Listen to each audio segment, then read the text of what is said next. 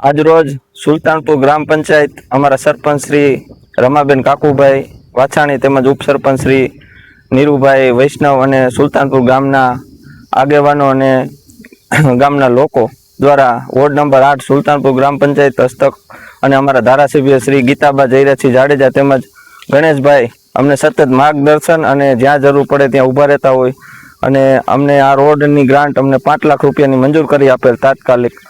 અને આ રોડ અત્યારે અમરનગરથી સુલતાનપુર ગામની અંદર જે મુખ્ય રસ્તો છે તેનું આજ અમે સુલતાનપુર ગામના લોકો અને ગ્રામ પંચાયતના સભ્યો ખાતમુહૂર્ત કરીને ટૂંક સમયમાં 1 થી 2 દિવસમાં રોડનું કામ ચાલુ કરી છે। અને અત્યારે અમે આજે ખાતમુહૂર્ત કર્યું છે। અમારા સરપંચ અને ઉપસરપંચ ગામના આગેવાનો બધા હાજર રહ્યા છે।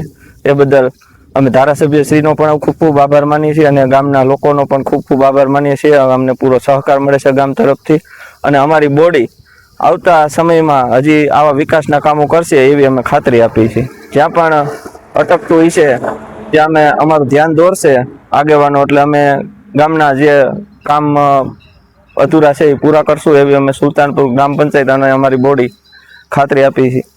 જય હિન્દ, જય ભારત।